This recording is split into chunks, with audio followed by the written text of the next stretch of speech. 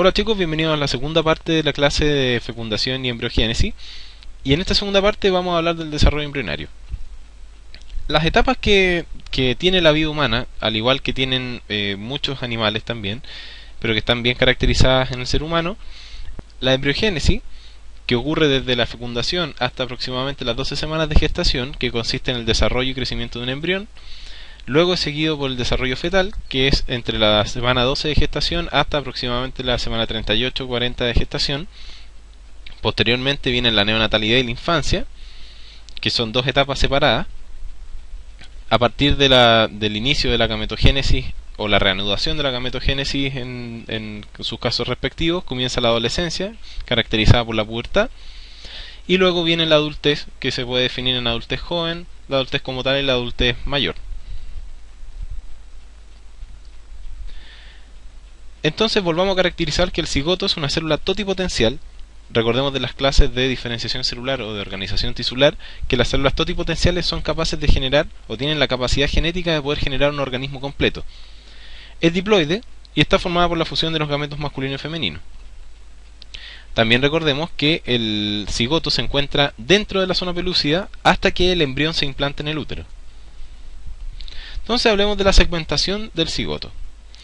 Desde que se fecunda, el cigoto tarda un par de horas en activarse e iniciar sus mitosis. Y luego el cigoto comienza sus mitosis de manera exponencial. Es decir, la primera división va a generar un cigoto bicelular, luego va a generar un cigoto tetracelular, y así sucesivamente, hasta aproximadamente los 6-7 días, en el cual va a ocurrir la primera diferenciación celular. Durante todo este periodo, llamado segmentación, van a ocurrir solamente divisiones mitóticas sin que aumente el tamaño celular y sin que exista diferenciación celular. Es decir, todas las células generadas a partir del cigoto unicelular inicial son totipotenciales.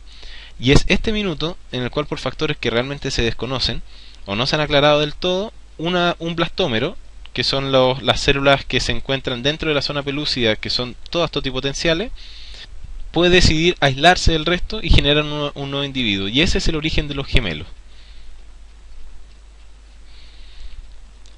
Morfológicamente podemos distinguir distintos estadios de segmentación, y hay que señalar que cada vez, a medida que va pasando el tiempo, los blastómeros se van haciendo cada vez más pequeños. Los estadios principales son cigoto, que puede ser de 2, 4 y 8 células. Cuando ya el embrión adquiere 16 células, podemos hablar de mórula, y luego de que hay más de 64 células aproximadamente, ya podemos hablar de blastocisto. Ahora, el blastocisto tiene como característica de que es el inicio de la diferenciación celular del embrión. Y acá tenemos el ejemplo. Tenemos los pronúcleos masculino y femenino, la singamia, el inicio de la mitosis con las etapas sucesivas, la generación de 2 blastómeros, la generación de 4 blastómeros, el estadio de mórula y finalmente el estadio de blastocisto, que denota el inicio de la diferenciación celular. Caractericemos un poco el blastocisto. El blastocisto es un estadio de desarrollo embrionario que se caracteriza por dos masas celulares diferenciadas.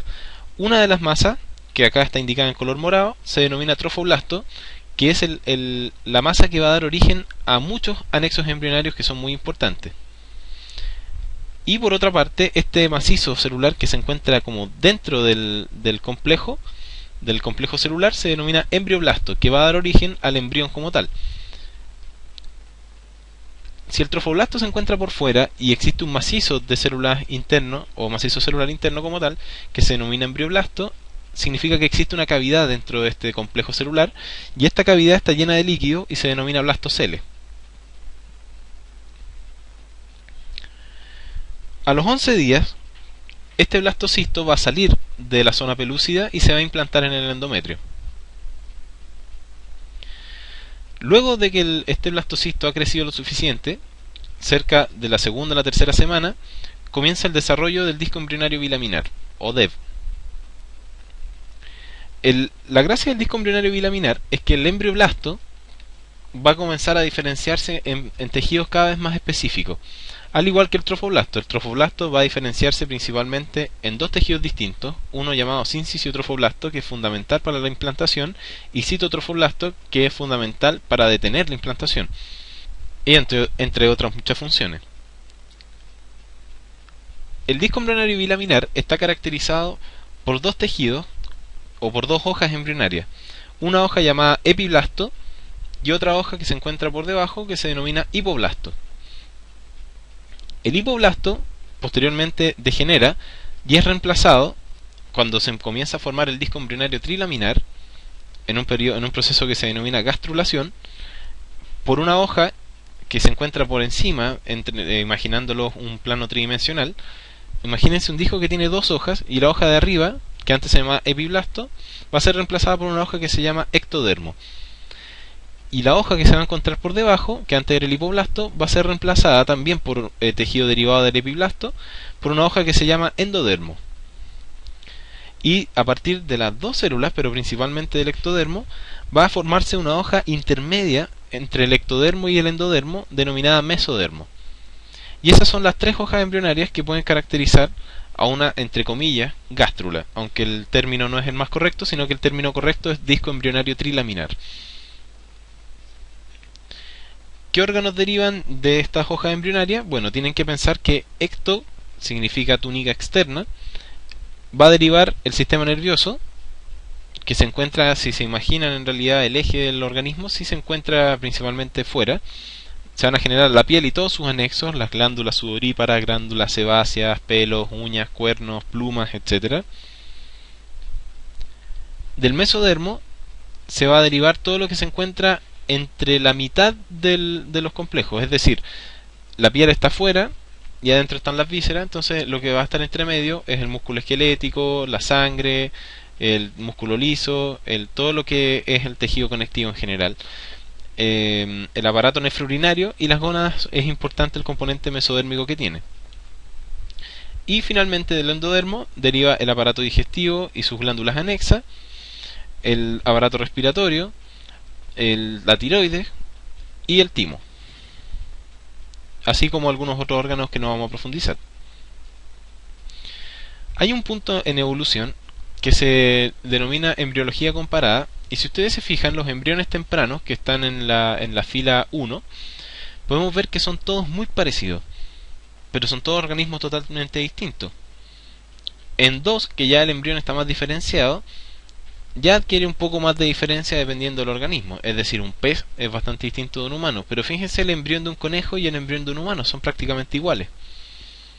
Y finalmente, ya cuando es un embrión avanzado, es decir, cerca de ya 12 semanas, ya el conejo parece conejo y el ser humano parece humano. Pero antes de eso es muy difícil establecer las diferencias, y esto significa que si todos los embriones son muy parecidos, replican un proceso de desarrollo que viene de un ancestro del cual todos estos organismos derivaron. Y finalmente, la última parte que vamos a analizar en la parte de desarrollo embrionario son los anexos embrionarios, que son tejidos que pueden formar órganos temporales solamente en la gestación, que son necesarios para el desarrollo embriofetal. La gran mayoría proviene del trofoblasto, y vamos a comenzar hablando del amnios. Y el amnios es una membrana doble que recubre al embrión y al feto posteriormente durante todo su desarrollo, y esta membrana secreta un líquido, y este líquido es conocido como líquido amniótico, y es fundamental para la supervivencia del embrión y el feto, puesto que además de servir como vía de transmisión, porque como por ejemplo transmisión de nutrientes, soporte mecánico, también es un amortiguador importante para los movimientos y permite llenar espacios que es necesario que el embrión vaya entrenando y el feto más adelante, por ejemplo los pulmones y el aparato digestivo. Y acá podemos ver el embrión y la cavidad amniótica en un color azul pálido, y el amnios por fuera, y todo se encuentra dentro del saco gestacional.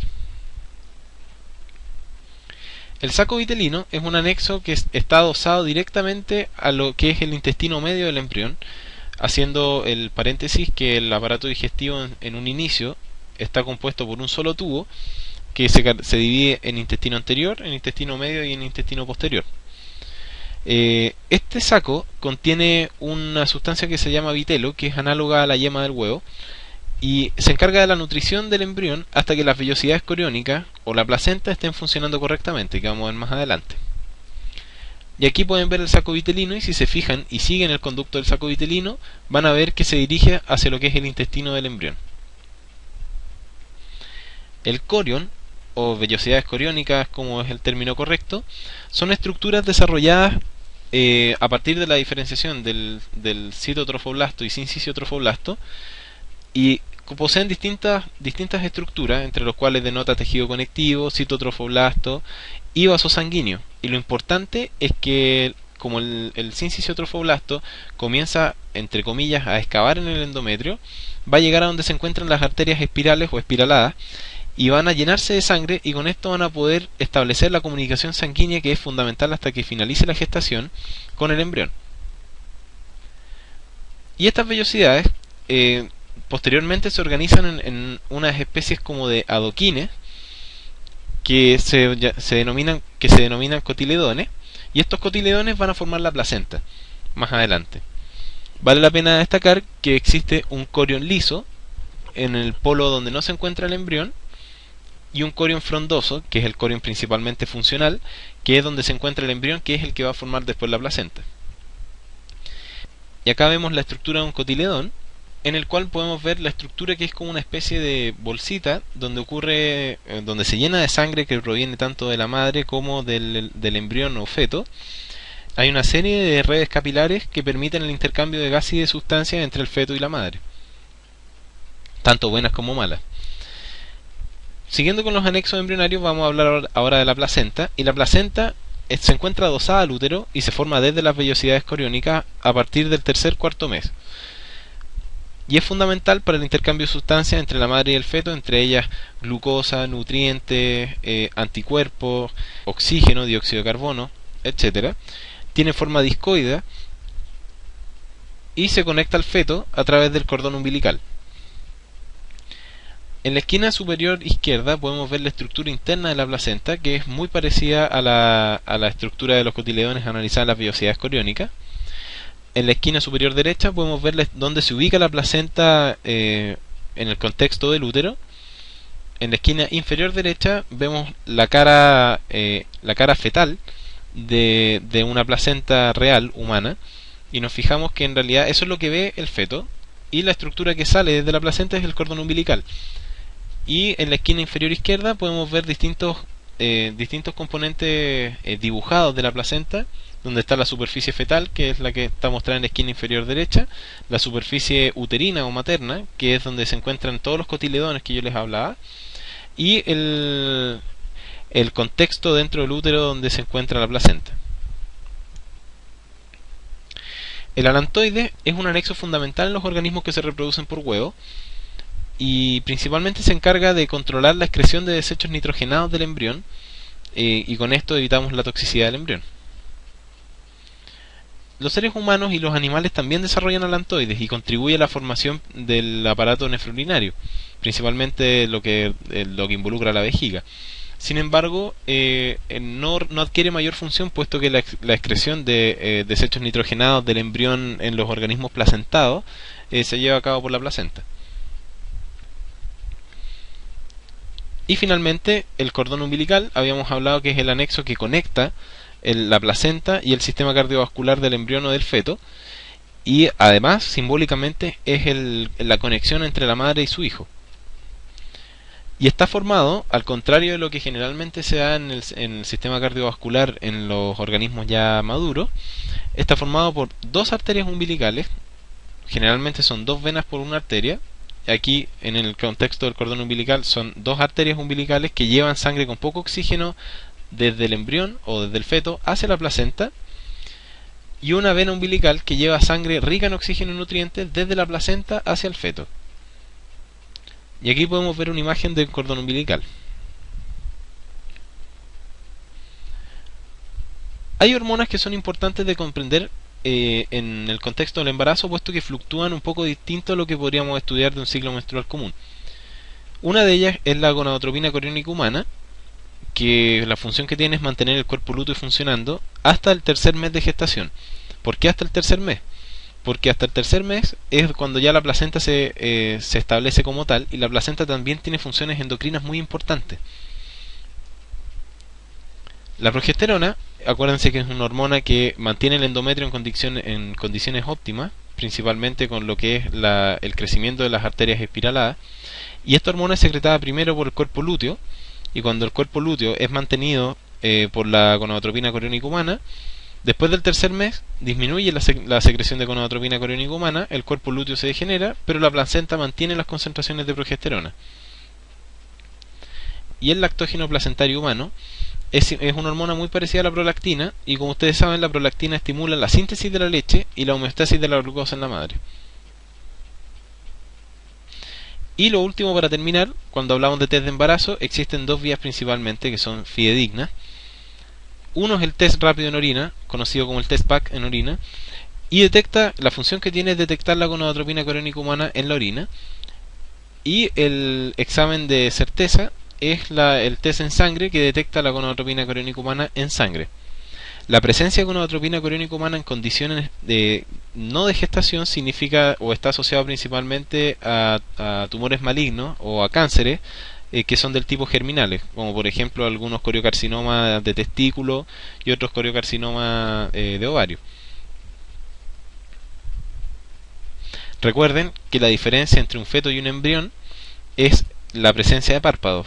A las 12 semanas aproximadamente el embrión adquiere párpados, y esta diferencia denota el término del periodo embrionario y el inicio del desarrollo fetal.